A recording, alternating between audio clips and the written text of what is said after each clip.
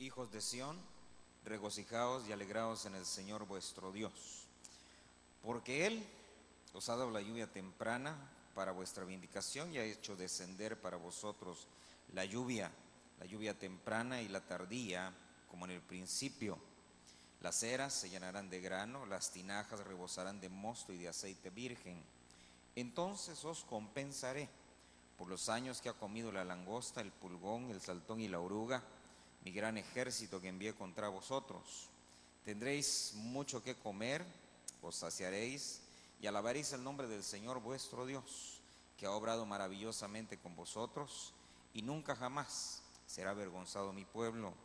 Sabréis que en medio de Israel estoy yo, y que yo soy el Señor vuestro Dios, y no hay otro. Nunca jamás será avergonzado mi pueblo. Sucederá que después de esto derramaré mi espíritu sobre toda carne. Vuestros hijos y vuestras hijas profetizarán, vuestros ancianos soñarán sueños, vuestros jóvenes verán visiones, y aún sobre los siervos y las siervas derramaré mi espíritu en esos días. Amén. Vamos a dejarlo hasta ahí. Cierre sus ojos y vamos a pedirle al Señor que nos hable. Padre, en el nombre de Jesús, te pedimos, Dios, que tengas misericordia, Señor. Háblanos en esta mañana, Señor. Añade, mi Dios, bendición a tu palabra, Señor, y añade bendición sobre nuestras cabezas y nuestro entendimiento, mi Dios. En el nombre de Jesús te pedimos, Señor, que nos abras tu palabra y que, mi Dios, plantes un rema en cada corazón, Señor. En el nombre de Jesús, que no salgamos de la misma manera que hemos entrado, sino que podamos llevarnos, Señor, una palabra hecha vida, Señor, en nuestro corazón. En el nombre de Jesús te lo pedimos, Padre. Reprendemos en esta hora toda obra de las tinieblas, Señor, todo ataque del enemigo, Señor, todo intento, Señor, por arrebatar la semilla. En el nombre de Jesús lo reprendemos en esta hora. Declaramos, Señor, todo nuestro ser, Señor, dispuesto para escuchar tu voz, para escuchar tu palabra y para recibir, Señor, esa semilla necesaria para que tengamos vida. En el nombre de Jesús te lo pedimos todo, Señor, y te damos gracias. En el nombre de Jesús. Amén, Señor, y amén. Gloria a Dios. Fíjese que la profecía del profeta Joel son como 3 capítulos y habla, hermano, del derramamiento del Espíritu. Y es interesante porque en el libro de los Hechos, hermano, uno de los apóstoles predicando, Pedro, hermano, vuelve a mencionar, hermano, esa profecía y dice él, esto es el cumplimiento, y entonces habla acerca de ese derramamiento. Pero me llama la atención porque unos versos antes, precisamente ahí en el verso 23, dice, hijos de Sión, regocijaos. Y entonces me llamó la atención porque, hermano, los hijos de Sión, ciertamente en algún momento, ¿verdad? Sión, hermano, es Jerusalén, y hay una Jerusalén terrenal y hay unos hijos de Sión terrenales. Pero también dice la Biblia que hay una Sión que es celestial, y en esa Sión, dice, ahí se encuentra Jerusalén, la ciudad del Dios vivo, y ahí dice que nos hemos congregado nosotros, juntamente con aquellos que ya se fueron antes que nosotros. Y fíjese, dice ahí, regocijaos, alegraos en el Señor vuestro Dios, porque Él nos ha dado lluvia. Y entonces me llama la atención porque cuando usted lee la profecía del profeta Joel al principio, Joel habla, hermano, de cómo todo está destruido. Fíjese que dice, el día del Señor va a ser terrible, ya no hay aceite, no hay vino, no hay semilla, no hay cosecha, no hay granos en la era, no hay lluvia. Así es como empieza la profecía del profeta Joel, hablando acerca del día del Señor. Recuérdese que el día del Señor y el día de Cristo es diferente. Amén. El día de Cristo, hermano, es cuando Él viene, hermano, y va a arrebatar a su iglesia y se lleva, hermano, ese pueblo escogido. Y el día del Señor, grande y terrible, hermano, terrible porque va a ser lleno de tinieblas, de temor, de miedo, es, hermano, precisamente después. Se cumple el día de Cristo y entonces viene el día del Señor y va a traer, hermano, una situación terrible sobre la tierra. Pero fíjese que Joel dice, hermano, oiga esto, dice, no hay aceite, no hay vino, no hay semilla, ya no hay nada que cosechar, no hay granos en la era, y hermano, no hay lluvia que caiga sobre la tierra. Y entonces, viendo eso, hermano, no nos va a dar tiempo para verlo todo, pero vamos a tratar de llegar a alguna parte, ¿verdad? Ahora mire esto entonces, porque cuando habla, hermano, capítulo 2, verso 1, váyase al verso 1, dice, tocad trompeta en Sión y sonad alarma en mi monte santo. Tiemblen todos los habitantes de la tierra porque viene el día del Señor, porque está cercano. Y entonces, hermano, viendo esto, yo quiero llevarlo para que usted vea quiénes son los hijos de Sión, pero así rápidamente, porque, hermano, el centro no es quiénes son exactamente los hijos de Sión, sino qué es lo que sucede con ellos. Acompáñenme al Salmo 87. Dice la Escritura, mientras usted se va al Salmo 87, dice la Escritura: por tanto, no durmamos como los demás. Y más dice, viendo que el gran día se acerca. Entonces mire, pregúntele al que está a la par suya: ¿estás dormido? Porque fíjese que el sonar de la trompeta precisamente es para despertar. Por eso dice, hermano, tocad trompeta en Sión, sonad alarma en el monte santo. Entonces los que están dormidos van a despertar, los que están aletargados van a despertar, los que han caído, hermano, en algún sueño van a despertar. Ahora mire entonces, porque Salmo 87 ya lo tiene. Verso 5 dice: pero de Sión se dirá, este y aquel nacieron en ella, y el Altísimo mismo la establecerá. El Señor contará al inscribir los pueblos, este nació allí. Entonces mire, porque Hebreos, hermano, dice que usted y yo somos parte de una nación celestial. Yo quiero que a usted le quede eso, hermano, así bien claro. Somos parte de una nación que no es de la tierra, sino que es celestial. Y dice aquí en el Salmo 87 que el Señor va a hablar acerca de cada uno de los habitantes de Sión. Dice: de Sión se dirá, este y aquel nacieron en ella, y el Altísimo mismo la establecerá. El Señor contará al inscribir los pueblos. Entonces mire, quiere decir que para poder entrar en Sión van a pasar lista, ¿verdad? Así como en la escuela. Amén. Y el que no esté inscrito, hermano, no va a estar ahí. Por eso dice que el Señor los va a ver a todos, va a decir: este nació ahí, este nació allí, este también nació. Porque usted y yo tenemos que nacer de nuevo. Amén. Por eso dice la Biblia, hermano, allá cuando se encontró el Señor con Nicodemo, le dice: mira, Nicodemo, el centro del asunto, el punto principal es que tú tienes necesidad, fíjese eso, tienes necesidad de nacer de nuevo. ¿Por qué? Porque si no naces de nuevo, no eres parte de los hijos de Sión. Si no eres parte de los hijos de Sión, entonces Joel capítulo 2 no es para ti. Amén. Mire por qué es importante eso. Porque Joel habla capítulo 1 de todo el desastre que hay.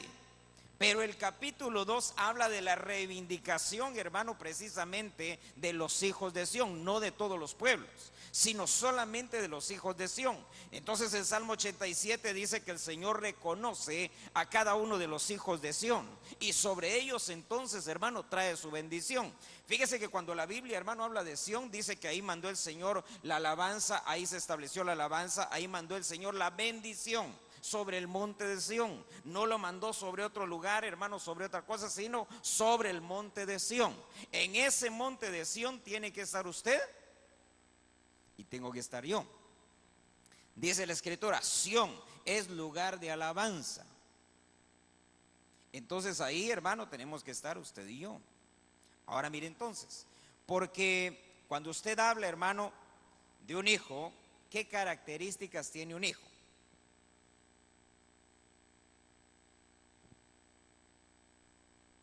La principal, para que sea hijo suyo, ¿qué tiene que tener? Tiene que tener la genética, ¿verdad que sí? Entonces los hijos de Sión, hermano, tienen esa genética que tienen todos los hijos de Sión. Amén.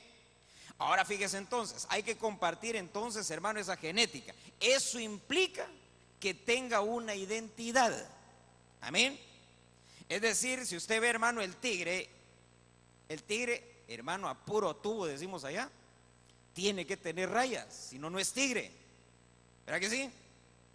El tigre, hermano, si no tiene rayas es gato. Pero si es muy grande, hermano, el gato le va a decir: no, o sea, tú no eres gato, ¿verdad? Ahora mire, eso está en aquella anécdota, ¿verdad? De aquel murciélago, hermano, que de pronto dice que se estaba arrastrando por la tierra. Y hermano, se topó con un ratón y le dijo el ratón: ¿y tú qué estás haciendo aquí? Le dice: no, pues es que, pues como nos parecemos, tengo orejas así, trompita y todos somos iguales. Le dijo: no, le dice: mira, nosotros los ratones no tenemos alas, y tú tienes alas, tú has de ser pájaro. Bien, entonces el murciélago extiende las alas y empieza a volar. Y ya emocionado volando, hermano, se topa entonces con un ave. Y entonces el ave le dice: ¿y tú qué estás haciendo aquí arriba? Le dice, no, pues es que estoy volando porque debo de ser un pájaro, tengo alas. No, le dice, ¿ya te viste en el espejo? ¿Traes pelo, no traes plumas? ¿Tienes nariz, tienes orejas, tienes toda la cara de un ratón, tú has de ser ratón? Vino entonces el murciélago frustrado, hermano, se colgó de un árbol de cabeza, hermano, y se escondió detrás de sus alas. ¿Por qué? Porque no tenía identidad. Por eso se escondió, por eso se ocultó, porque no se identificaba con nada. Ahora mire qué terrible, porque entonces un hijo debe de tener identidad, hermano, debe de tener una familia. Ahora mire lo tremendo de eso. Por eso dice ahí, a los hijos de Sión les profetiza entonces Joel. Y dice que para ellos, mire, hay un pasaje ahí que lo leímos, dice en el verso 25, dice, os compensaré por los años que ha comido la langosta, el pulgón, el saltón, la oruga y el gran ejército que envié contra vosotros. Pero ¿a quiénes van a compensar? ¿A quiénes? Ah, no, pero dígalo así como que de verdad lo cree. A los hijos de Sión. ¿Quiénes son los hijos de Sión? Nosotros. Entonces mire, por eso dice la Biblia, no para siempre se trilla el trigo. Y ahorita lo voy a hablar de qué es trillar el trigo. Porque mire, Joel dice, va a llegar el tiempo en el que va a haber, hermano, una compensación de parte de Dios. Pero antes de esa compensación tiene que suceder algo. Antes de que se dé la compensación dice que tiene que llegar la lluvia temprana y la lluvia tardía. ¿Para quién va a llegar esa lluvia? Para los hijos de Sión. ¿Quiénes son los hijos de Sión? Nosotros, fíjese pues. Entonces dice ahí, déjeme avanzar un poquito más. Fíjese que cuando usted ve en la Biblia, por ejemplo, viendo Israel como ejemplo, fíjese que los hijos de Sión terrenales, que son, hermano, el pueblo de Israel, nos van a servir de ejemplo.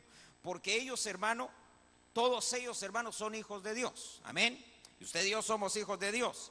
Y entonces, hermano, viene Jacob y el Señor le dice, Jacob, tú eres hijo mío.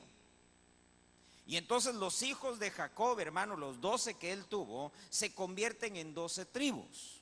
Esas 12 tribus, hermano, se conformaron en familias.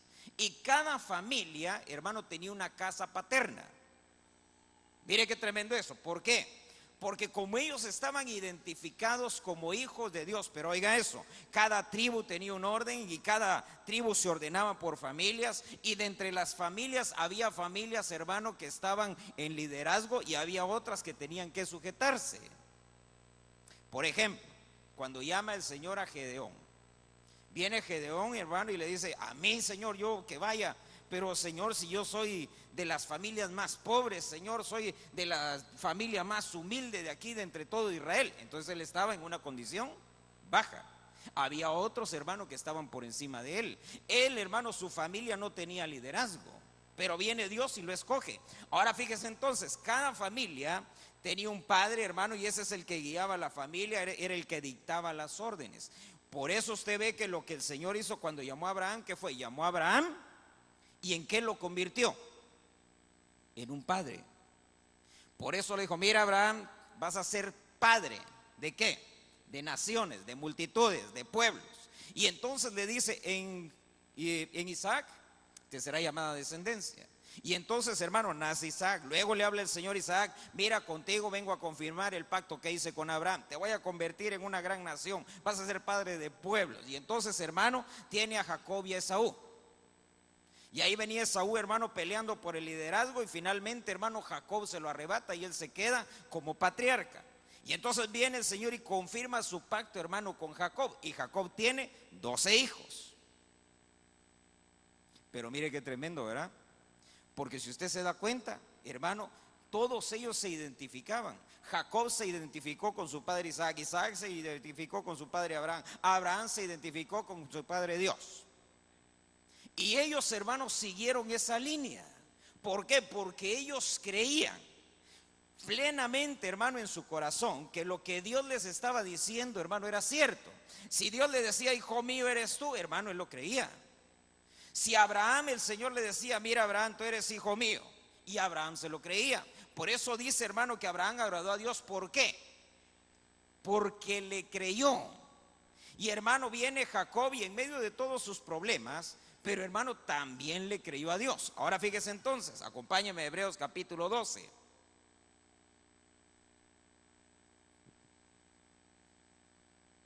Verso 22.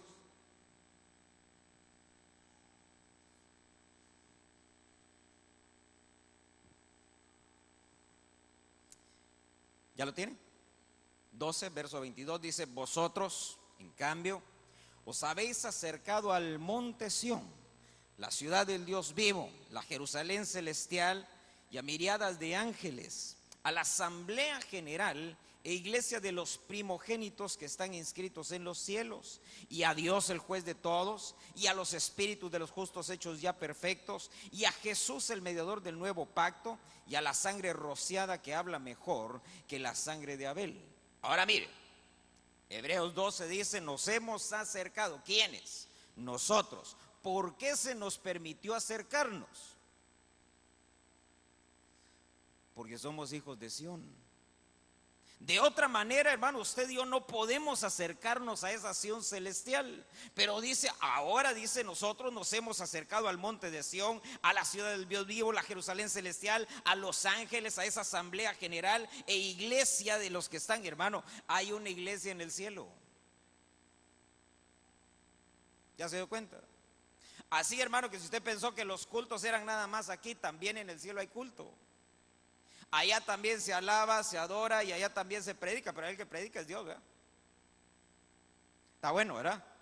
Ahora mire, entonces, porque para poder llegar ahí, uno tiene que ser hijo de Sión, uno tiene que identificarse, uno tiene que ser parte de esa familia que son, hermanos, los hijos de Sión. Pregúntale que está a la par suya, ¿ya te identificaste? ¿Sabe por qué? Porque, hermano, de otra manera no vamos a poder participar de esa compensación que viene para los hijos de Sión. Es que mire, este año, ¿qué año es? ¿Año de qué? De prosperidad. Entonces, de lo que habla Joel en el capítulo 2 es precisamente de eso. Viene en el capítulo 1 y dice: ha venido la desgracia, ha venido el desastre, ya no hay nada, todo se acabó, no hay provisión, esto es la ruina. Pero en el capítulo 2 dice: pero viene, para los hijos de Sión, viene toda una compensación por todo lo que se perdió en el capítulo 1. Pero eso es, insisto, para los hijos de Sión. Y el hijo de Sión tiene identidad, y el hijo de Sión, hermano, reconoce su lugar, se ubica dentro de la familia, porque, hermano, somos una familia. Mire, el que está en la parcela, dígale: somos familia. Aunque no nos parezcamos, ¿verdad? Pero por fuera. Porque por dentro, hermano, todos nos tenemos que parecer a Cristo. Ahora mire, ¿por qué somos familia? Porque dice la Biblia que a través de Cristo, dice, el Padre llevó muchos hijos a la gloria, los introdujo a la gloria a través de Cristo. Entonces mire, ya estamos claros entonces, hermano, con los hijos de Sión. ¿Quiénes son? Nosotros. ¿Qué somos? Una familia. Tenemos que tener identidad, tenemos que tener una paternidad, tenemos que tener una identificación precisamente con esa familia. ¿Por qué? Mire esto, acompáñame a Jeremías capítulo 14. Porque dice la Biblia, hermano, ahí en Joel, lo primero que Dios va a hacer sobre los hijos de Sión. Y déjeme se lo leo mientras va usted a Jeremías 14. Mire lo primero que Dios va a hacer. Dice: hijos de Sión, regocijaos y alegraos en el Señor vuestro Dios, porque Él os ha dado la lluvia temprana para vindicación, ha hecho descender para vosotros la lluvia temprana y tardía, como en el principio. Entonces, ¿qué es lo primero que Dios va a hacer? Traer la lluvia. Lo primerito, antes de la compensación, fíjese pues, antes de la compensación, ¿qué tiene que venir? La lluvia. Entonces mire, ¿qué dice Jeremías capítulo 14, verso 22? Dice: ¿hay entre los ídolos de las naciones alguno que haga llover? ¿O pueden los cielos por sí mismos dar lluvia? ¿No eres tú, oh Señor, nuestro Dios? En ti pues esperamos, porque tú has hecho todas estas cosas. Entonces mire, si usted se recuerda, en los días de Elías vino una gran sequía sobre la tierra. Vino, hermano, un tiempo de crisis, no cayó ni una gota de agua, hermano, en 3 años y medio. Y entonces se para, hermano, Elías le dice a los profetas de Baal y de Acera, 850 en total, les dice: miren, ofrezcan ustedes sacrificio a su Dios, a su ídolo, hagan todo lo que quieran y lo que puedan para que descienda la lluvia. Si hace Baal descender la lluvia, entonces Baal va a ser el Dios verdadero. Y si mi Dios hace descender la lluvia, entonces Jehová Dios será el Dios verdadero. Y hermano, empieza entonces el reto. Dice que estuvieron toda la mañana hasta ya avanzada la tarde. Dice, hermano, que le brincaban a sus ídolos, le suplicaban, hermano, y de todo, pero no cayó nada. Y entonces dice que se para Elías, hermano, prepara el altar. Dice, reparó el altar, hermano, puso leña, puso el sacrificio. Y entonces, hermano, lo único que pidió fue: Señor, si tú eres el Dios verdadero, que descienda fuego y que esta gente se defina. Y entonces, hermano, cayó fuego. Detrás de eso, entonces, hermano, se vino la lluvia.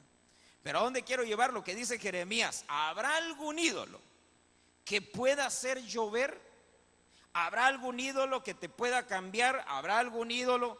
Porque, hermano, mire, no piense en ídolo ahorita, hermano, como una imagen. Hombre, si eso ya está gastado, está trillado. Hay ídolos, hermano, ahora más modernos, ¿verdad? Por ejemplo, a veces uno puede idolatrar, hermano, su carro, su casa, su familia. Uno puede llegar a idolatrar, hermano, de pronto su trabajo. Uno puede llegar a idolatrar, hermano, tantas cosas. Y mire qué terrible, porque dice: ningún ídolo va a hacer que caiga lluvia sobre tu tierra. Y ahorita le voy a explicar lo que es la lluvia.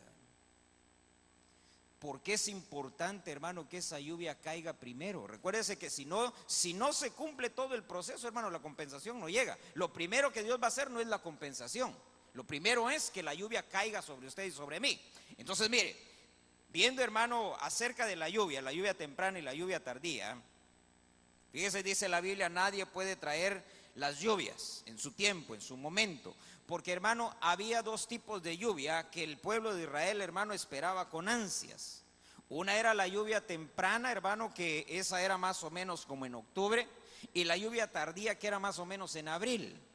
La lluvia temprana traía, hermano, un propósito específico, que era ablandar la tierra. Caían las lluvias, hermano, ablandaban la tierra, y entonces, hermano, ya se podía meter el surco. Se abrían los surcos, hermano, se podía plantar entonces la semilla. Esa era la lluvia temprana. Si no había lluvia temprana, de nada servía la lluvia tardía. ¿Por qué? Porque no había nada plantado en la tierra, no se había sembrado nada. Por eso fíjese que es importante que nosotros entendamos eso. ¿Para qué? Para que no le digamos: Señor, trae la compensación. No, primero se pide la lluvia.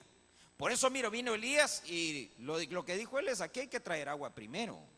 Aquí comida no va a haber hasta que haya lluvia. Y entonces, hermano, cayó la lluvia. Ahora fíjese entonces, porque para que usted y yo lo veamos, fíjese, esto dice: la lluvia temprana, dice, o la lluvia de otoño, que es mediados de octubre, hermano, servía para aliviar el calor, la sequedad del verano. Era necesario para empezar la siembra. Y, hermano, se preparaba el suelo, y el labrador entonces, hermano, podía meter el surco con facilidad.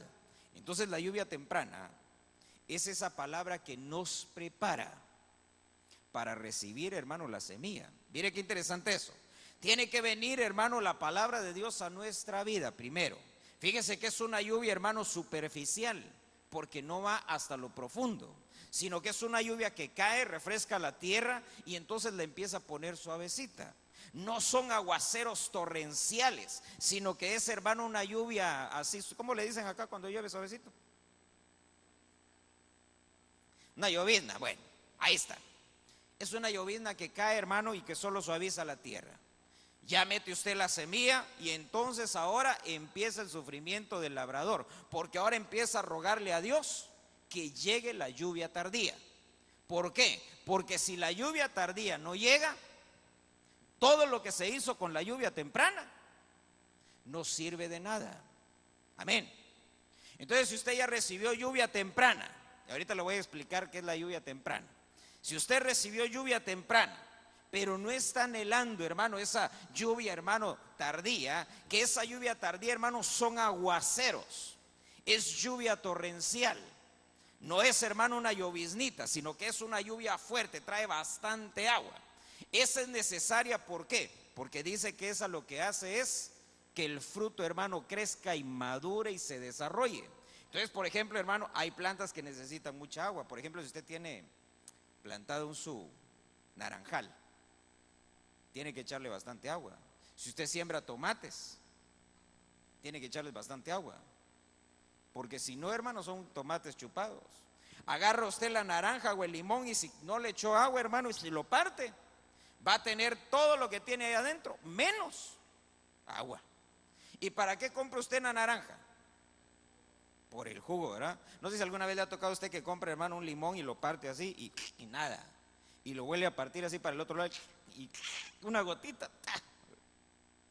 ¿Sabe qué? Son, hermano, frutos que se dieron, pero se dieron nada más con una lluvia. Por eso mire qué tremendo. ¿Sabe por qué? Porque había tres cosas, hermano, ahí que se extraían, hermano, de los frutos precisamente de la tierra. Uno era el grano, lo otro era, hermano, el vino y lo otro era el aceite. Si no había lluvia tardía, hermano, las aceitunas salían chupadas. Y hermano, también las uvas, hermano, no se les extraía nada. Dice más bien, dice la Biblia, que ahí, hermano, en el racimo se hacían pasas.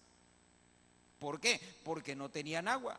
Ahora fíjese entonces, porque viendo, hermano, esto me llamó la atención, porque la lluvia temprana y la lluvia tardía hablan del Señor Jesucristo.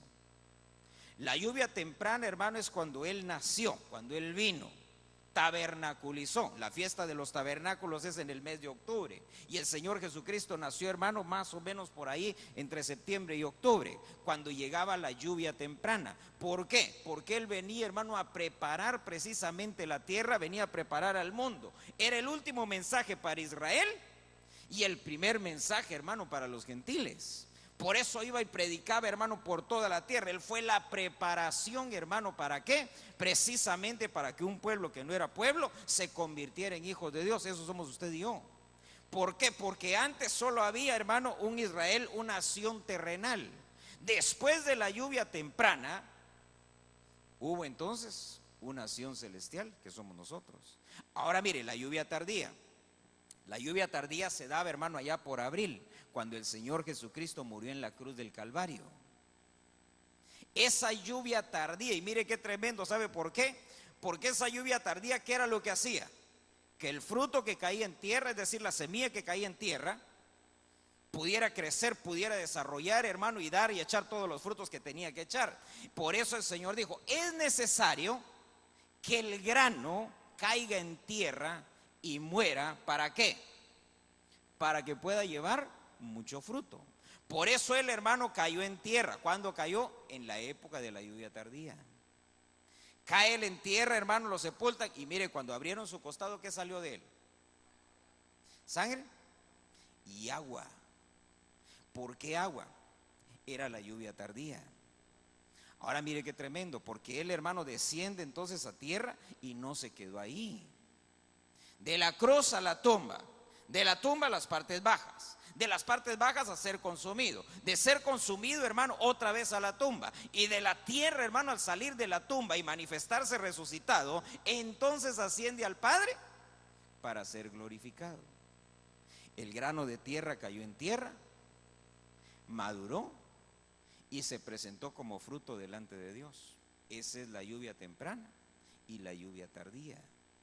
Ahora, quiere decir entonces que la lluvia temprana es cuando usted conoce al Señor, cuando usted acepta a Cristo y lo deja entrar. Esa es la lluvia temprana.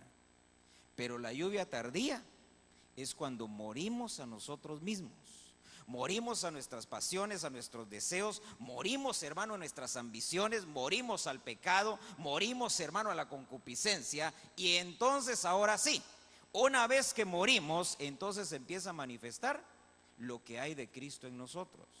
Ahora, mire, acompaña. Oseas capítulo 6.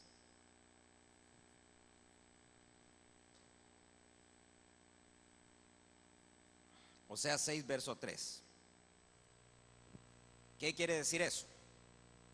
La lluvia tardía es necesaria para poder salir de la tierra. Sin lluvia tardía no hay arrebatamiento. Amén.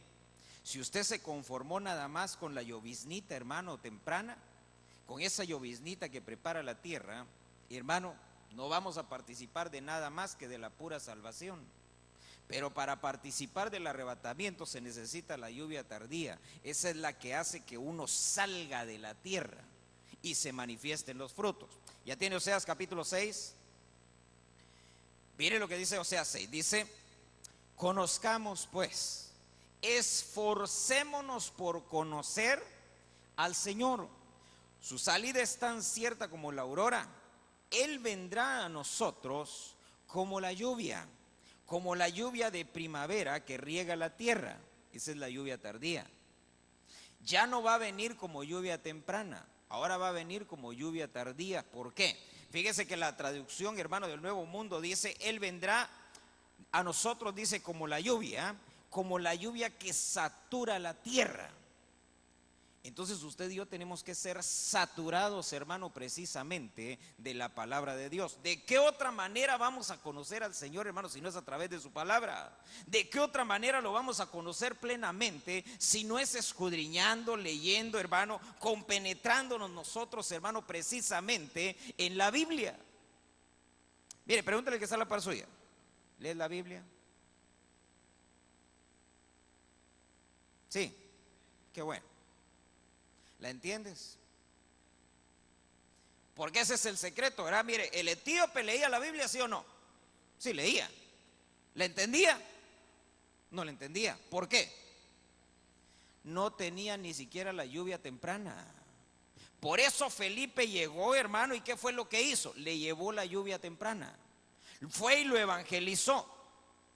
Y entonces, una vez que lo evangelizó, le dijo: bueno, aquí hay agua, ¿qué impide que me bautice? Felipe le dice: no, nada. Y entonces bautízame. Entonces lo bautiza. Y entonces dice que ya él se fue entendiendo todo. ¿Por qué? Porque tenía la lluvia temprana. Ahora, ¿cuál es el problema? Que muchas veces, hermano, hay gente que solo se queda con lluvia temprana, con el puro evangelismo, con la pura, hermano, semilla, con la pura preparación de la tierra. Pero no quieren, hermano, avanzar precisamente a esos aguaceros que dice Oseas. Dice: el Señor va a venir, y va a venir como lluvia tardía, va a venir como lluvia de primavera, va a venir como un aguacero torrencial. ¿Por qué? Porque usted y yo, hermano, no podemos reunirnos con Él si no lo conocemos plenamente. ¿Qué sabe usted del Señor? ¿Cuánto lo conoce? ¿Cuánto ha experimentado, hermano, de Dios en su vida? Porque eso, hermano, es precisamente la lluvia tardía, que usted se sature, hermano, del conocimiento de Dios. Fíjese que no se trata, hermano, de decir, como posteó de repente ahí un cantante, ¿verdad? Que la doctrina, esas diferencias de doctrina solo servían para líos, que la doctrina no servía para nada, y se le dejaron ir encima a todos, ¿verdad? ¿Por qué? Porque, hermano, sin doctrina, ¿cómo vamos a desarrollar? ¿Cómo vamos a crecer? Solo con un ministerio evangelístico y anulando los otros 4, ¿cómo vamos a desarrollar? Si dice, hermano, que es a través de la mano de Dios. Ahora mire, fíjese esto. Dice Joel: después de las lluvias, ¿qué es lo que Dios va a hacer? Dice: ha hecho descender para vosotros la lluvia temprana y la tardía, como en el principio. Verso 24 del capítulo 2 de Joel: las eras se llenarán de grano, las tinajas rebosarán de mosto. ¿Y de qué más? Y de aceite virgen. Entonces mire, 3 cosas. Las eras se van a llenar de grano, y las tinajas se van a llenar de aceite, y se van a llenar ¿de qué más? De vino. Entonces mire, ¿qué era la era? Porque tiene que haber grano. La era, hermano, era donde se ponía todo el grano que se había cosechado, lo que se había levantado, y en ese lugar, hermano, se zarandeaba todo el grano. Zarandear, hermano, era que lo ponían, hermano, ¿qué le decía? Como en una tela, y lo tiraban para arriba, y lo movían y lo volvían a tirar para arriba. Eso era zarandearlo. Ahí esa zaranda, hermano, era para limpiar el grano de todo lo que no servía. Entonces levantaban el trigo, hermano, lo ponían ahí, y entonces, hermano, estaban los zarandeadores en la era, moviendo el trigo, tirándolo para arriba, ahí iba, venía, iba y venía. Y cuando ya estaba limpio, entonces, hermano, lo metían en depósitos y lo mandaban a guardar. Entonces fíjese, dice que la era se va a llenar de grano. Entonces la era es para limpiar, es para quitar la basura. Entonces mire, porque aquí hay una pregunta, ¿verdad?, bien interesante y tal vez un poco difícil de contestar. Pregúntele que está a la par suya, mírelo, pregúntele. ¿Tienes basurita? Ah, sí, allá dejé el bote lleno, no ha pasado el camión. No, no de esa basurita. En su alma, allá adentro, ¿tiene basurita? Porque mire, viene la lluvia temprana, viene la lluvia tardía, y luego ¿qué sigue? Hay que pasar por la era. Y en la era, hermano, lo van a agarrar y lo van a zarandear, y hermano, la zaranda no es rica. Fíjese que está el Señor Jesús, ¿verdad? Y entonces, hermano, van ahí con todos los discípulos y de repente ve a Pedro. Ah, Pedro, ahorita que me acuerdo, fíjate que el diablo te pidió para zarandearte. Mire quién es el zarandeador, ¿verdad? El diablo te pidió para zarandearte. Y hermano, Pedro ha de haber hecho cara así de como quien dice: ay, gracias a Dios, Señor, que te diste cuenta, porque si no, me hubiera ido como a Job. Y entonces viene el Señor y no le dice: pero yo te libré, no le dice, sino que le dice: pero no te preocupes, yo he rogado para que tu fe no te falle, para que tu fe no te falte, para que tu fe no sea escasa.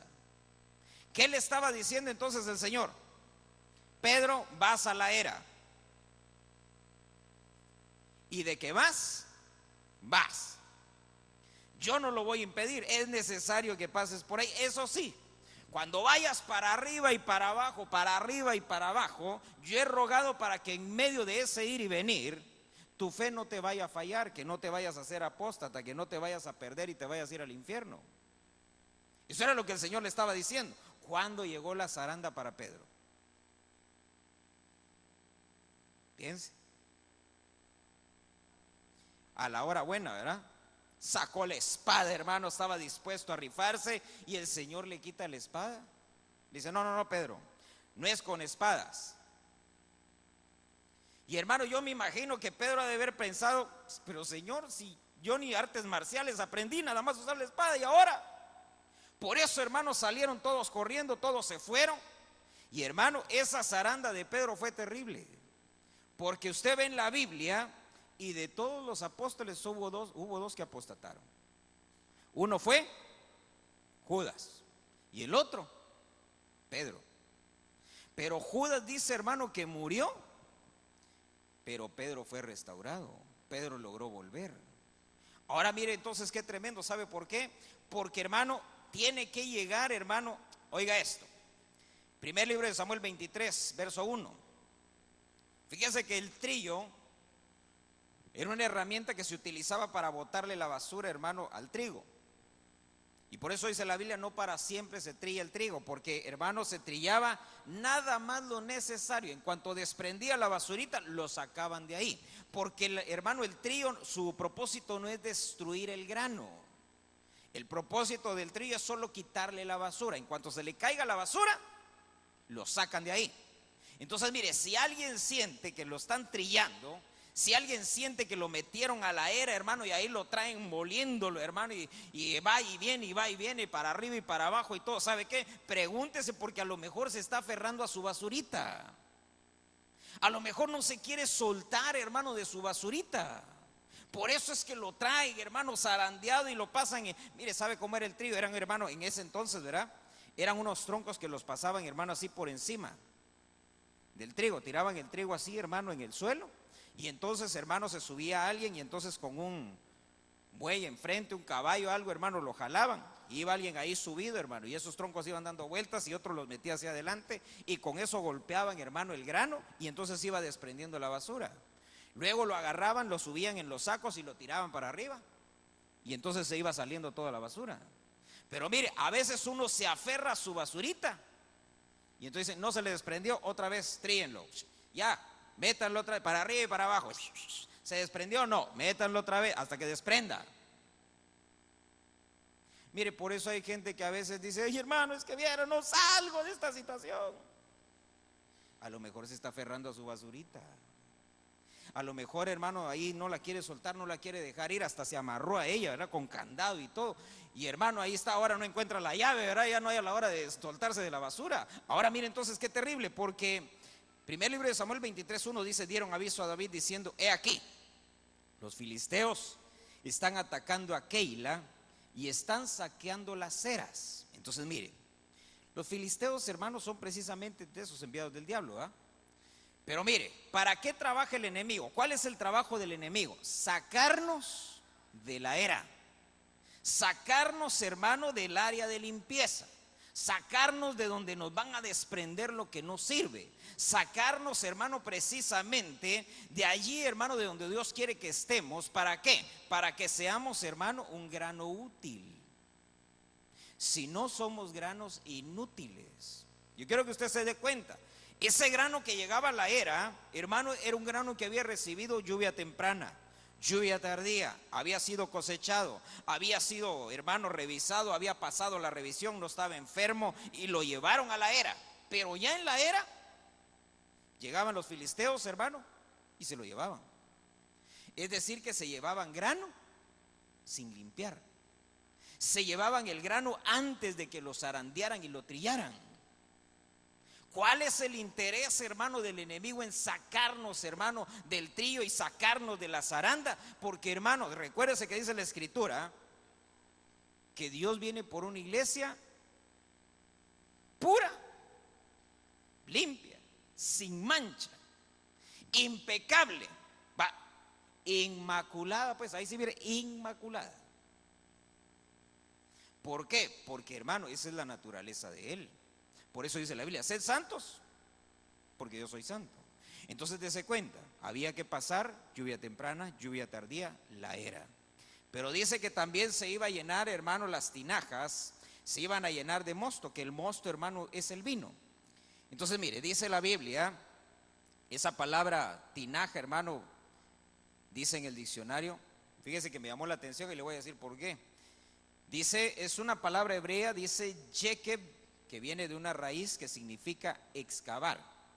Dice específicamente, es una tinaja para vino. Y entonces miren lo que dice ahí. Dice la concordancia Strong, tinaja de vino, dice, había una baja y una alta. En la baja, hermano, era donde se depositaba el jugo, y la tinaja alta era donde se trituraban las uvas para sacar el jugo. Y entonces mire qué interesante, porque, hermano, hay dos tipos de tinaja entonces para el vino. La superior, que ahí no se depositaba el vino, ahí se depositaban las uvas, uvas que ya habían sido revisadas, hermano, y aptas para eso. Ahí, hermano, se subía entonces el pisador, le llamaban, o el lagarero, dice la Biblia también otras versiones, y entonces empezaba a pisar la uva. Entonces empezaba a salir el jugo y entonces caía en la tinaja inferior. Esa tinaja inferior recibía entonces el vino y en esa tinaja ya se quedaba el vino. Entonces mire, uno tiene que pasar, hermano, por la tinaja superior y por la tinaja inferior. Ya se imagina, ¿verdad? Viene de la era de que lo trillaron, que lo aventaron, hermano, y ya salió. Ahora tiene que ir al lagar. Eso se llamaba el lagar, era donde se sacaba el vino. Entonces en el lagar, hermano, la tinaja superior metían la uva. Ahí va usted. ¿Y qué van a hacer con usted en la tinaja superior? Van a trotar con usted, pero usted abajo y el Señor arriba. Mire, hermano, qué tremendo. ¿Sabe por qué? Porque es necesario que nos expriman. Porque el vino solo salía de la uva. Mira, el que está a la par suya, que le sigue. Si no exprimían la uva, no había vino. Y si no había vino, no había gozo. Mire qué importante es eso. Quiere decir que para que nos gocemos, miren, usted tiene que agarrar al Señor. Por eso dice, fíjese que la Biblia dice que Él es el lagarero, es decir, es el que pisa la uva. Ahora, ¿sabe qué es lo tremendo de eso? que se agarraba la uva, hermano, y se aplastaba y todo, y entonces iba saliendo. Luego la tinaja de abajo, ¿qué era lo que recibía? El vino. Por eso, mire, no puede tener usted vino si primero no lo machacan, ¿verdad? Para ponerlo así en palabras Mexican Boy, si no nos aplastan, hermano, si no nos exprimen, si no vamos a halagar y dejamos que el Señor ponga su pie sobre nosotros, hermano, no va a haber vino. Por más que usted quiera ser feliz, hermano, no va a poder. Por más que usted quiera sonreír, hermano, lo más que le va a salir es una sonrisa, pero de comercial de televisión, hermano. ¡Ay, qué linda sonrisa! Use pasta no sé qué de dientes, ¿verdad? Pero, hermano, se les ve, ¿verdad que? Hasta lo falso, ¿verdad? Les ve usted los ojos, hermano, y dice usted, se está riendo porque lo están poniendo en cámaras, pero no porque esté feliz. Ahora, si uno no pasa por el lagar y si uno no se mete en la primera tinaja, en la de arriba, hermano, por más que usted quiera, no va a ser feliz. Porque se necesita que venga el Señor y nos exprima. Y entonces va a sacar lo mejor de nosotros. Y lo peor de nosotros se va a quedar ahí arriba, en la otra tinaja. Por eso dice, os ruego, hermanos, que os presentéis como un sacrificio vivo. Porque, hermano, mire, ¿qué era lo que sucedía con el sacrificio? Lo ponían sobre el altar, el fuego estaba encendido y se consumía. Lo que se ponía sobre el altar no era lo que subía delante de Dios. ¿Qué era lo que subía delante de Dios? Era el olor, el humo, eso era lo que subía. Lo demás, ahí se quedaba. Por eso en el lagar, hermano, nos meten ahí y en la primera tinaja, ¿qué se queda? Lo que nos sirve. Quiere decir que después de la era, como que todavía nos quedan cositas, ¿verdad? Por eso, mire, son procesos y dice el Señor, yo voy a traer lluvia temprana, lluvia tardía. La era se va a llenar de grano. ¿Por qué? Porque hay que limpiarlo. También va a haber mosto. ¿Por qué? Porque se va a activar el lagarero y entonces, hermano, van a empezar a exprimirnos, hermano. Aunque no diga usted amén, pero es necesario, fíjese. Y mire, no se queda ahí, hermano. Ojalá yo pudiera decirle ahorita, no se preocupe, hermano, ahí ya se acabó. Y después de eso, recuérdense que dice Joel que va a haber compensación. Pero la compensación es después de todas estas cosas. Y todavía no terminamos. Mire qué más dice. Dice que va a haber, oiga esto. Mire pues, Isaías capítulo 16, verso 10. Ahí va a ver por qué nos tienen que poner en la tinaja superior. Mire qué es la tinaja superior. ¿Ya lo tiene? Isaías 16, verso número 10. ¿Ya? Dice, se han retirado la alegría y el regocijo del campo fértil. En las viñas nadie canta de júbilo ni grita de alegría. Ni dice, no pisa vino en los lagares el pisador, pues he hecho cesar el clamor. Entonces miren, ¿para qué es esa tinaja superior? Ahí donde está el lagarero, hermano, y nos pisa, ahí es el clamor. Es para que aprendamos, hermano, a clamar. Por eso dice, ya no hay nada en los lagares, dice, ya no hay vino, ya no se produce, ya no hay alegría. ¿Por qué? Porque el clamor cesó. Entonces, ¿para qué Dios nos mete, hermano, precisamente ahí en el lagar? Porque, hermano, cuando lo empiezan a machacar a uno, insisto, ¿quién es el que pisa la uva? El Señor. Por eso dice, hermano, cuando habla de la compensación, dice, voy a compensarlos por todo lo que se perdió con el ejército que yo les mandé. No lo mandó el diablo, lo mandó el Señor. Por eso, mire, entonces viene el Señor y dice, no se preocupen, yo los voy a machacar, yo los voy a exprimir. Entonces, antes del gozo viene el clamor. Porque cuando lo están machacando, mire, hermano, ¿a quién le va a gustar que lo machaquen?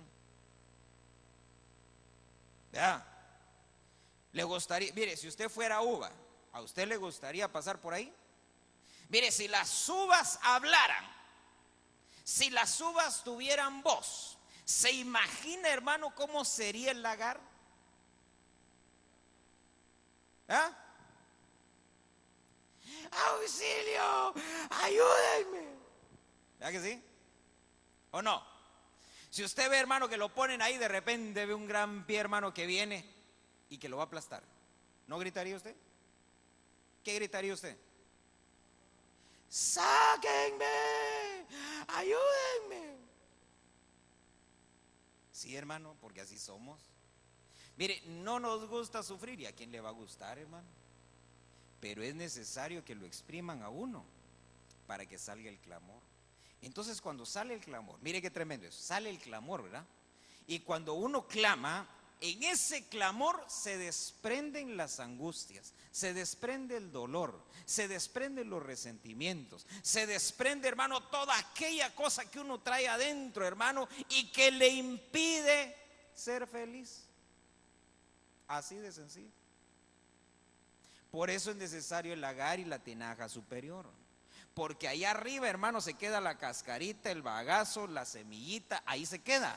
Todas esas cosas, hermano, representan precisamente esas áreas de su alma, hermano, que le impiden ser feliz. Hermano, es que viera a mí, me pegaba a mi papá. Y hermano, ya madure, dice. Salga de eso. Métase en el lagar para que se lo desprendan. Hermano, es que usted no sabe. Sufrir me tocó en esta vida. Usted porque no ha pasado por donde yo he pasado, no, ni usted tampoco ha pasado por donde yo he pasado. Estamos iguales, hermano. De verdad. Hermano, es que nadie ha sufrido como yo. Ah, no crea. No crea. Hay otros que están peor. De verdad. Ahora mire, ¿cuál es el problema entonces? Que esas situaciones, esos pensamientos, hermano, esos sentimientos son los que impiden que usted, hermano, pueda decir como David: yo me alegré con los que me decían, a la casa de Jehová iremos. Entonces cuando alguien le dice: hey, ¿vas a ir al culto? Nah, ya fui el mes pasado. Hermano, ese no lo han metido al lagar todavía. Mire, tal vez esté pensando en meterse a la era, pero al lagar no ha llegado. Ahora mire entonces, porque es necesario, ¿para qué? Para que se desprenda el clamor. Entonces mire, en ese clamor, hermano, ya se va todo lo que no sirve. Entonces en la tinaja inferior, ¿qué llegaba? El vino, el juguito.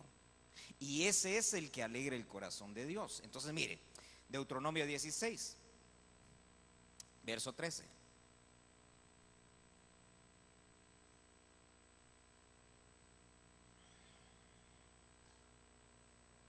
Deuteronomio 16, verso 13, ¿ya lo tiene? Mire, esta es la tinaja inferior. Dice: 7 días celebrarás la fiesta de los tabernáculos, cuando hayas recogido el producto de tu era y de tu lagar. Entonces mire, ¿qué sucedió en la fiesta de los tabernáculos? Nació el Señor Jesucristo. Amén.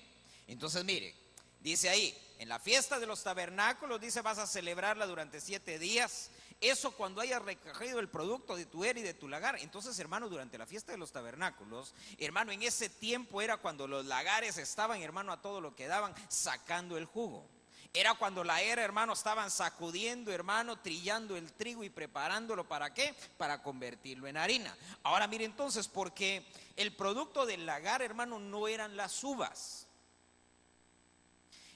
La uva era el producto de la viña. Amén. El producto del lagar era el vino. Entraban uvas, salía vino. Entraban uvas, salía vino. Entonces ahí va usted, hermano, con sus frutos del Espíritu y tiene que entrar ahí. Y cuando salga va a salir vino. Ahora dice ahí, vas a celebrarlo, dice, verso 14. Te alegrarás en tu fiesta. Y hermano, aquí es donde la cosa se pone color de hormiga. ¿Quiénes se tenían que alegrar en la fiesta? Tú, tu hijo, tu hija, tu siervo, tu sierva, el levita, el forastero, el huérfano y la viuda que están en tus ciudades. En pocas palabras, había que involucrar, hermano, a todos. Entonces quiere decir, hermano, que al lagar hay que meter a todos. Amén. Quiere decir que hay que agarrar a nuestros hijos, hasta el perro de la casa, todos, hermano, al lagar. a que a todos nos explique, que todos clamemos, que todos supliquemos, que todos roguemos. Mire, Ana fue al templo y dice que se fue a postrar, hermano, y derramó ahí su alma. Sacó todo el resentimiento que llevaba. Y dice la Biblia que cuando ya la bendijo el sacerdote después de eso, dice, ella no estuvo más triste. Entonces, si ya no estuvo más triste, ¿cómo estuvo? Quiere decir que antes de eso, ¿cómo era su vida? Mire, antes de eso, hermano, su vida era como de marañón, decimos allá. No sé si usted conoce el marañón, ¿no? Bueno, ¿cómo le llaman a esa semillita así que es bien cara, la que nos... La nuez de la India? ¿Usted conoce la nuez de la India antes de que la saquen? ¿Sí? ¿No? ¿Cuántos conocen la nuez de la India? Es una así grisecita y ya cuando la sacan entonces se parece al cacahuate, ¿verdad? Pero fíjese que cuando usted ve, hermano, la semillita y la ve usted así de frente, ¿sabe qué aspecto tiene? Así como cuando los niños se enojan y quieren hacer su berrinche, ¿verdad? De verdad. Usted la ve, hermano, y así, mire, vaya y búsquelo en internet, semilla ahí lo va a ver usted. Marañón, búsquelo así también, que así le decimos allá de donde yo vengo, hermano, y entonces ahí sale la nuez de la India. Entonces, mire, tiene la cara arrugada. Entonces, cuando uno tiene cara de marañón, cara de nuez de la India, hermano, perdóneme, pero no ha pasado por el lagar. Necesita pasar por el lagar y, hermano, necesita que lo pisen, que lo machuquen y que le salga el clamor. Y cuando le salga el clamor, ahí se queda la semillita, la cascarita y todo. Entonces usted va a ser vino, usted va a estar alegre. Y mire, pase lo que pase, venga lo que venga, suceda lo que suceda, a usted el gozo no se lo quita a nadie. Por eso, mire, viene David en un momento y dice, Señor, devuélveme el gozo de tu salvación. ¿Por qué? Porque, hermano, cuando a uno se le olvida de dónde lo sacó el Señor, uno pierde el gozo. Mire esto, porque ya se me acabó el tiempo. Y es que, mire, hay una figura bien interesante, bien bonita. La tinaja superior y la tinaja inferior. Esa tinaja superior es el Señor Jesucristo, que allí, hermano, en la tinaja superior derramó, hermano, su sangre para beneficiarnos a nosotros que somos la tinaja inferior. Él fue, hermano, machacado allá arriba, él fue pisado en el lagar, porque mire qué terrible, dice que sobre él fue el castigo de nuestra paz. La ira de Dios, dice, fue sobre él para que la ira de Dios no cayera sobre nosotros. Entonces ahí en el lagar, hermano, viene el Señor, entrega su vida, derrama su sangre. ¿Se recuerda qué representa el vino? Dice, esta copa de vino representa mi sangre. ¿Que por quién fue derramada? Por nosotros. Entonces él derramó su sangre para depositarla en nosotros, que somos inferiores. Mire qué tremendo. No abundo más porque me falta uno y se lo voy a dar rapidito. El tercero que menciona es el aceite virgen. Y entonces, hermano, viendo lo del aceite virgen, hermano, me fui así rapidito, se lo voy a leer para no tardar. Me dice, el aceite virgen es el que procede de una sola variedad de vegetales, es decir, que no es una mezcla de varios vegetales. Dice, es obtenido a partir de frutos sanos y bien conservados. Entonces, un fruto enfermo o un fruto que no fue conservado adecuadamente, ese no sirve para sacar aceite. ¿Qué es el aceite? La unción. Entonces, hermano, alguien que tiene frutos enfermos, no le dan unción, no lo habilitan. Mire pues, dice, la palabra aceite proviene de un término árabe que es azait, y es una raíz hebrea, dice, procede de una raíz hebrea que significa jugo de aceituna. Por eso, hermano, el aceite virgen solo puede ser el que se extrae de la aceituna. Todo lo que se extrae de maíz y de un montón de cosas, si usted lo ve técnicamente, no se debe de llamar aceite. Aceite es lo que se extrae únicamente de la aceituna. Ahora mire qué más dice ahí. Dice, cuando se habla de virgen, dice, se atribuye al aceite de oliva. Implica que en el proceso de elaboración no se emplearon productos químicos ni nada más, sino solamente la aceituna. Si esto se respeta, dice, el producto final es, hermano, un producto con calidades organolépticas. Es organoléptico, se refiere, hermano, al sabor, el olor y el color. son tres cosas que tiene que tener el aceite: sabor, color y olor. ¿Por qué es importante? Porque ese aceite, hermano, lo extraían ellos, hermano, de la aceituna, y luego, hermano, lo utilizaban para hacer el incienso. Entonces, si utilizaban frutos malos, el olor del aceite era distinto. Y cuando preparaban el incienso, el olor que llegaba entonces delante del Señor era un olor extraño. Por eso era que tenía que ser riguroso, hermano, cómo se elaboraba el aceite. No podía utilizarse, hermano, algo que estuviera enfermo. Y fíjese que fui a ver algunas enfermedades, hermano, de la aceituna. Viera qué tremendo. Porque la aceituna se enferma si no recibe suficiente agua. Pero también se enferma si recibe demasiada. Entonces, mire, ¿qué quiere decir eso? La aceituna se enferma, hermano, si no recibe palabra. Amén. Si se conforma con la orillita.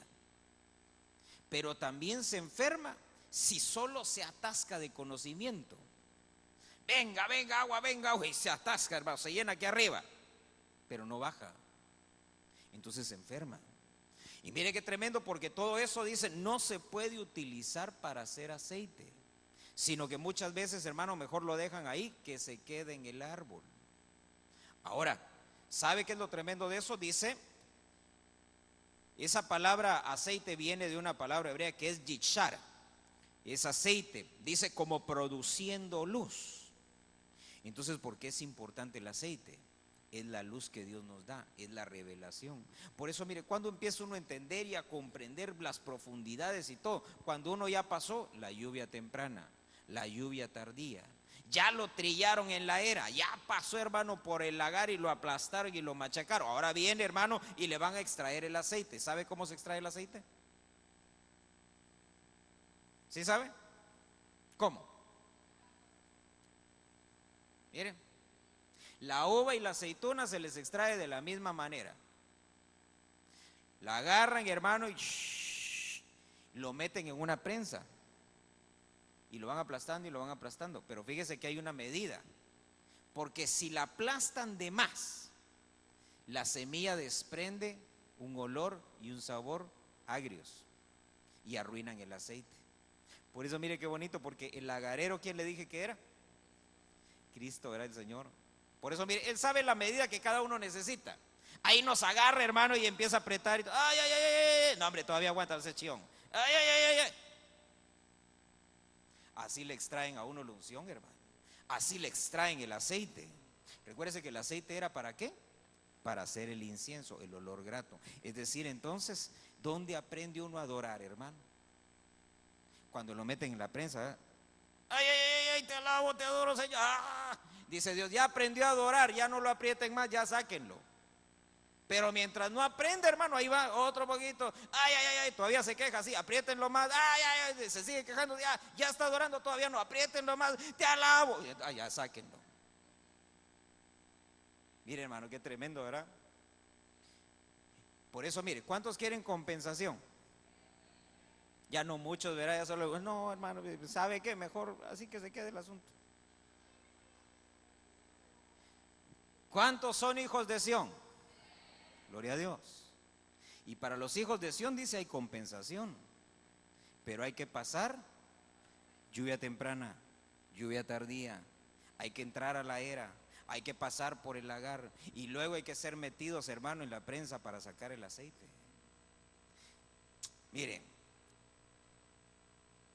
déjenme leerle un pasaje. Dice Jeremías capítulo 31, verso 11. Ya con esto cierro. De veritas que es el último. Mire lo que dice Jeremías 31 y verso 11. Porque el Señor ha rescatado a Jacob y lo ha redimido de manos más fuertes que él.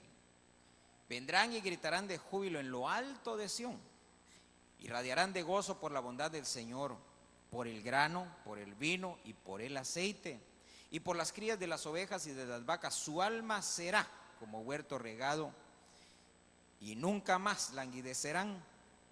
Entonces la Virgen se alegrará en la danza y los jóvenes y los ancianos a una Cambiaré su duelo en gozo, los consolaré y los alegraré de su tristeza. Llenaré con abundancia el alma de los sacerdotes, y mi pueblo se saciará de mi bondad, declara el Señor. Entonces mire, cuando uno ya pasó por todo eso, entonces empieza a haber gozo. Y entonces uno empieza, hermano, como dice ahí el verso 13, uno empieza a danzar como la Virgen, hermano, en medio de los jóvenes y de los ancianos. Quiere decir, hermano, que como que nos faltan algunos procesos, ¿verdad? Por eso, mire, conformarse uno con la lluvia temprana, hermano, no está haciendo nada. Si está esperando la compensación y todavía va por ahí, le hace falta rogar por la lluvia tardía y meterse, hermano, a la era y pasar por la prensa y pasar por el lagar. Entonces, hermano, va a entender por qué hay unos, hermanos, que lloran, por qué algunos se postran, por qué algunos brincan, por qué algunos gritan. Porque, hermano, es algo incomprensible hasta que uno sale, hermano, del lagar y de la prensa del aceite. Si no, no se puede entender. Amén. Cierre tus ojos en esta mañana. Para los hijos de Sión. En la tarde le hablo de la compensación. Los hijos de Sión. Para los hijos de Sión.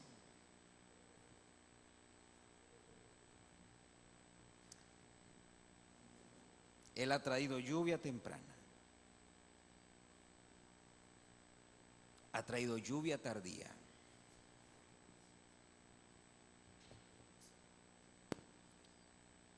Y nos ha puesto en su era, nos ha preparado el lagar y ha preparado esa prensa para extraer de nosotros lo mejor. Y eso que va a extraer de nosotros es para Él, no es para nadie más. Ese aceite que va a extraer, ese vino que va a extraer, es para Él gozarse, es para Él recibir un olor grato delante de su presencia. Ahí donde estás con tus ojos cerrados, te voy a invitar a que te pongas de pie. Dios quiere hacer cosas grandes contigo. Si de pronto tal vez estás pasando por situaciones difíciles, tal vez sientes que estás siendo trillado, tal vez sientes que estás siendo exprimido, es parte del trato de Dios, es parte del trabajo de Dios. Y no es para destruirte, sino que es para extraer de ti lo mejor, ese vino que alegra el corazón de Dios y ese aceite que sube como un olor grato. Ese aceite que se convierte en una luz en este mundo. Ese aceite que es la unción de Dios, que nos hace alumbrar en medio del lugar oscuro. Padre, en el nombre de Jesús, gracias te damos, Señor, en esta mañana, por tu misericordia, por tu bondad. En el nombre poderoso de Jesús, mira, Señor, a tu pueblo, a tus hijos, a tus hijas, Señor, en el nombre de Jesús. Te rogamos, Padre, que en medio, Señor, de este trato, mira aquellos, Señor, que solamente han recibido la lluvia temprana, Señor, ten misericordia. Trae sobre ellos, Señor, la lluvia tardía. Ahí donde estás, si tú te has identificado en esta mañana y tal vez tú dices, Señor, yo solamente he recibido lluvia temprana, pero yo quiero llegar hasta la compensación. Trae tu lluvia tardía, Señor.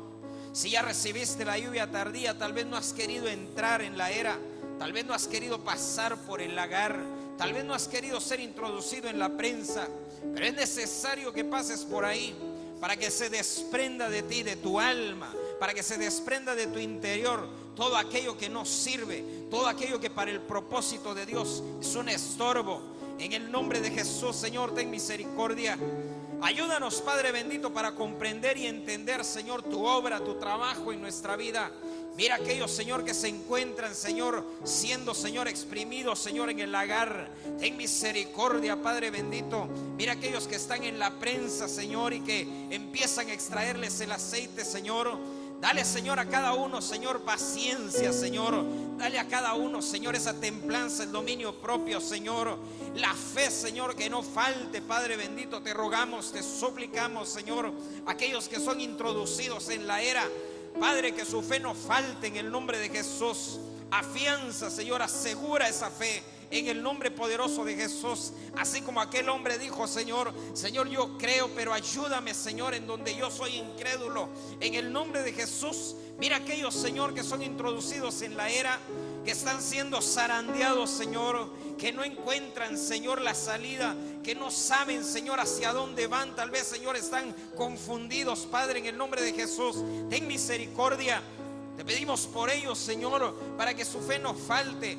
Tal vez están siendo zarandeados con enfermedad, tal vez, Señor, económicamente, tal vez, Señor, dentro de su alma, dentro de su interior, están siendo desprendidas, Señor, aquellas cosas que no sirven. En el nombre de Jesús, ten misericordia. Extiende tu brazo, Señor, y sustenta a cada uno, Padre. Que la fe no falte, Señor, sino que al salir de la era, Señor, salgamos fortalecidos. Salgamos, Señor, en una condición, Señor, de limpieza, Padre bendito, con la cual te glorifiquemos. Que podamos entrar llenos de fe en el lagar, creyendo y confiando, Señor, que en medio del clamor tú vas a desprender, Señor, lo que no sirve. Y entonces, Señor, el gozo de tu salvación se va a manifestar en nosotros. En el nombre de Jesús, en medio, Señor, de esa prensa, Señor, donde nos sacan el aceite, te suplicamos, Padre bendito, haznos, Señor, sensibles. Que no haya endurecimiento en nosotros, para que no arruinemos, Señor, el aceite, sino que sea extraído ese aceite de la unción, que se convierta en olor grato delante de tu presencia. En el nombre de Jesús, en el nombre de Jesús.